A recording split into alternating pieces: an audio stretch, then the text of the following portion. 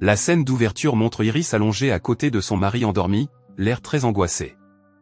Elle se réveille tôt et prend un petit bateau rouge et un couteau de poche. Iris laisse son téléphone, prend sa voiture et part quelque part. Après un long trajet, elle arrive dans un parc, où elle s'arrête et commence à escalader une petite falaise. Iris atteint rapidement le sommet où elle trouve le mémorial d'un jeune garçon. Elle fixe son image pendant un moment avant de graver un M sur un arbre à l'aide de son canif. Iris marche ensuite jusqu'au bord de la falaise et décide de se suicider. Malgré ses réserves, elle semble vouloir le faire. Mais au moment où elle s'apprête à sauter, un homme surgit de nulle part et commence à lui parler. Iris lui demande de partir, mais il résiste en se présentant comme Richard. Elle se souvient d'avoir vu un mémorial à l'arrière et soupçonne qu'il appartient à un être cher. Il comprend son désir de solitude, car lui aussi y aspire, et c'est pour cela qu'il est venu ici. Richard parle ensuite de son passé traumatique, révélant qu'il a eu un accident de voiture à l'université et qu'il a perdu sa petite amie Chloé. Le plus pénible, c'est qu'ils se sont disputés et ont échangé des mots durs peu de temps avant l'accident. Richard se souvient d'avoir été incapable de bouger pendant 2 mois et d'avoir été cloué sur un lit d'hôpital. Ce fait émeut profondément Iris et l'incite à parler ouvertement de la mort de son fils. Elle décrit comment sa famille était venue à cet endroit pour s'amuser ensemble. Son mari gravait leurs initiales sur un arbre et Iris cueillait des fleurs sauvages. Malheureusement, alors qu'il ramassait des bâtons pour faire griller des marshmallows, son fils est tombé d'une falaise et a tragiquement perdu la vie. Iris souhaite que Dieu l'ait prise à la place de son fils. Richard réagit en compatissant avec elle et en déclarant qu'il ne fera rien pour la faire changer d'avis sur sa décision. Toutefois, il la rassure en lui disant qu'aujourd'hui est un bon jour et que souffrir d'une blessure n'est pas synonyme de désespoir. Richard repart, mais quelques instants plus tard, après réflexion, Iris change d'avis et le suit. Ils arrivent bientôt à leur voiture respective et se disent au revoir. Ils tentent ensuite de partir, mais Iris remarque que la voiture de Richard est garée trop près de la sienne, ce qui l'empêche d'y monter. Richard sort donc de la voiture pour l'aider et active brusquement son mode bestial. Il lui attache les mains et les pieds avec une corde avant de la mettre dans sa camionnette. Iris se réveille et se retrouve sur le siège arrière de la voiture de Richard qui conduit. Elle tente d'appeler quelqu'un à l'aide de sa montre, mais il l'informe qu'il n'y a pas de signal dans la région. Richard montre avec désinvolture le bateau rouge de son fils et commence à le ridiculiser. À ce moment-là, Iris sort son couteau et détourne son attention en lui parlant de Chloé, tout en lui enlevant délicatement les chaînes de ses mains. Elle lui demande alors ce qu'il compte lui faire, et Richard lui répond qu'il a une petite cabane dans les bois où ils vont et qu'il va lui tresser les cheveux. C'est alors qu'Iris se libère et attaque l'homme avec son couteau. Elle ne parvient pas à le blesser gravement et la voiture entre en collision avec un arbre voisin. Après l'accident, Richard, furieux, tire les cheveux d'Iris, qu'il étrangle avec sa ceinture de sécurité. Il finit par s'échapper après une lutte acharnée. Elle utilise son couteau pour couper les cordes autour de ses pieds, mais Richard la rattrape. Il lui montre une seringue vide et lui dit qu'il lui a injecté un produit chimique relaxant qui la rendra complètement immobile en 20 minutes environ. Elle perdra d'abord la sensibilité de ses doigts, puis des fourmillements dans les jambes jusqu'à ce qu'elle ne puisse plus marcher. Enfin, elle sera incapable de parler.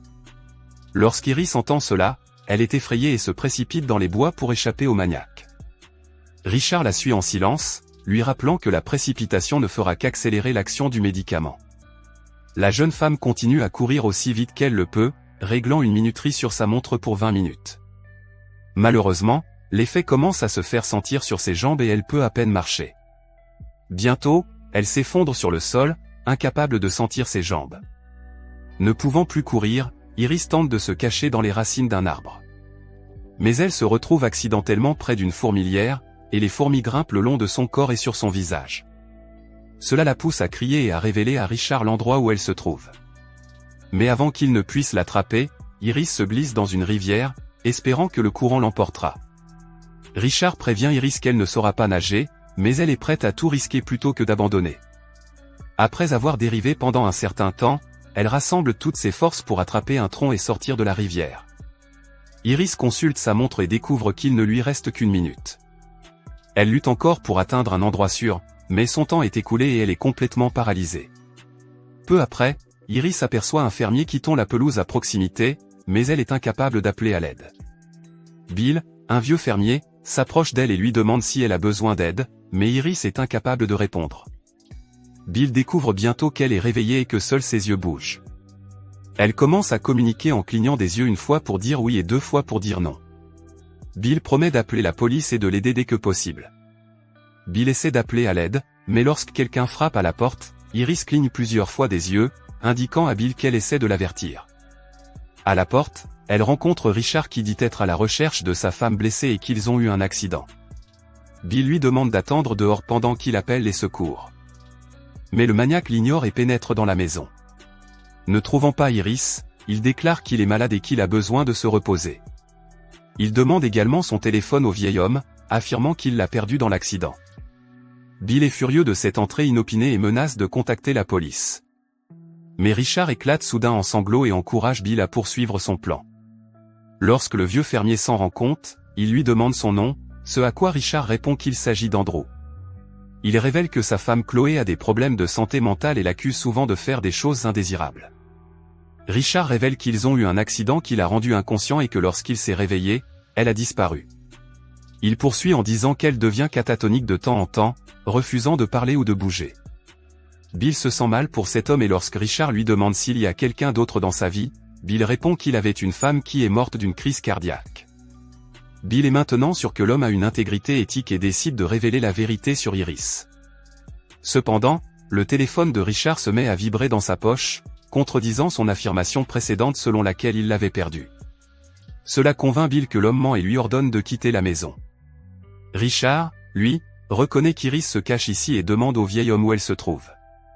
Bill ment pour le faire sortir de ses gonds, affirmant avoir trouvé et gardé une femme près d'une cabane. Richard s'approche de la cabane, mais demande d'abord le téléphone du vieil homme. Les deux hommes s'affrontent, mais Bill fait preuve d'une force remarquable pour son âge. Le puissant vieillard donne quelques coups de pied solides sur les ordures. Cependant, Richard commence à détourner l'attention du vieil homme en lui expliquant comment il a provoqué la crise cardiaque de sa femme. Il saisit un couteau qui se trouve à proximité et poignarde le vieil homme dans la jambe avant de le poignarder à plusieurs reprises jusqu'à ce que mort s'ensuive. Après cela, Richard décroche le téléphone et se rend compte que la police a parlé pendant tout ce temps. Outré, il verse de l'essence dans toute la maison et y met le feu.